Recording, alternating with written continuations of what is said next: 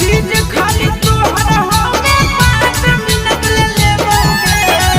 चीज खाली तोहर होगे 5 मिनट ले लेबोगे हरे मैया से पूछे दे छोड़ा कह तो देबो रे हरे मैया से पूछे दे छोड़ा कह तो